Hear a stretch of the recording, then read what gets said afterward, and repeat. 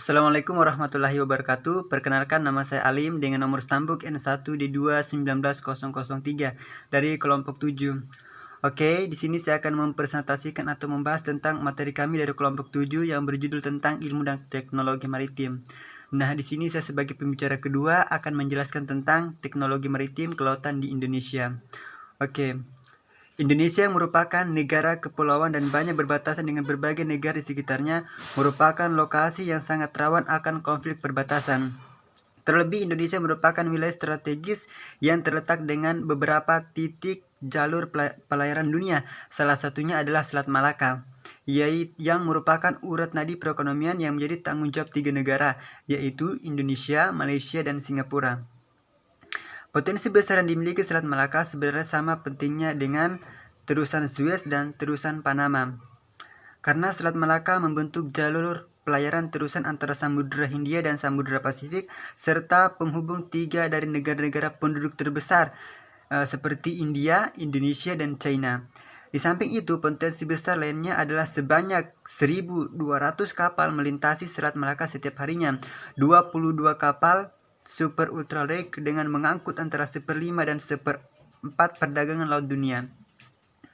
Potensi besar ini seharusnya menjadi sebuah perhatian pemerintah dalam meningkatkan pertahanan laut Indonesia.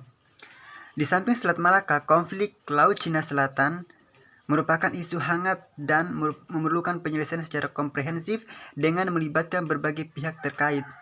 Makin pentingnya posisi Indonesia dengan meningkatnya volume perdagangan merupakan sebuah potensi besar yang seharusnya mampu didukung dengan kekuatan maritim yang memadai.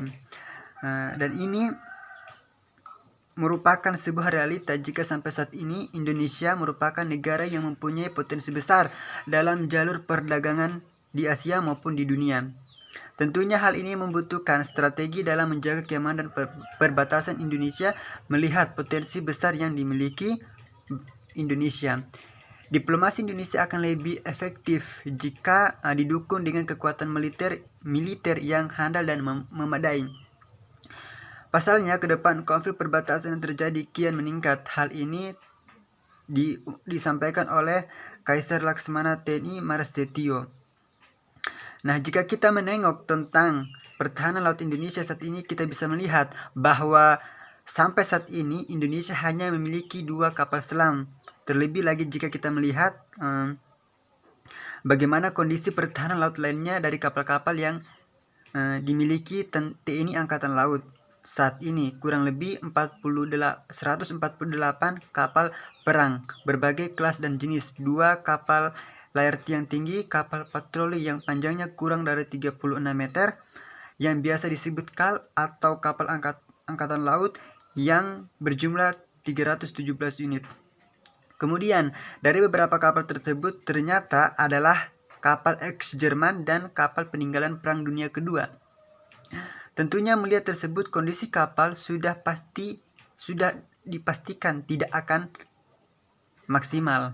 Di samping itu, untuk memantau kondisi perairan Indonesia memiliki 15 stasiun yang dikendalikan oleh Bakormala atau Badan Koordinasi Keamanan Laut Republik Indonesia, diantaranya Rescue Coordinating Center atau RCC yang terletak di Tanjung Balai Karimun, Maritime Rescue Coordinating Center atau MRCC yang terletak di Batam, RCC Natuna, RCC Sambas, GS Bangka Belitung, RCC Bali, RCC Tarakan, RCC Kupang, MRCC Ambon, RCC Jayapura, RCC Tual, RCC Maroke, and Grow Station atau GS, MRCC Bitung, dan Puskodal Jakarta.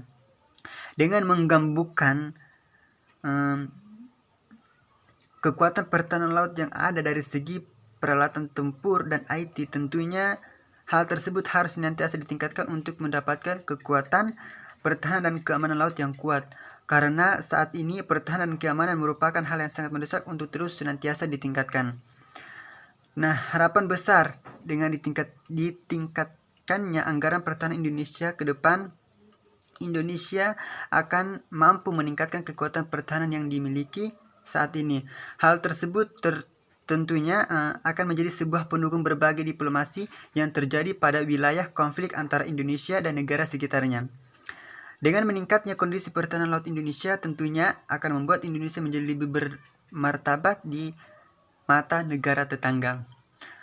Oke, itu saja materi yang saya paparkan tentang teknologi maritim kelautan di Indonesia. Lebih dan kurangnya mohon dimaafkan. Sekian dari saya. Assalamualaikum warahmatullahi wabarakatuh.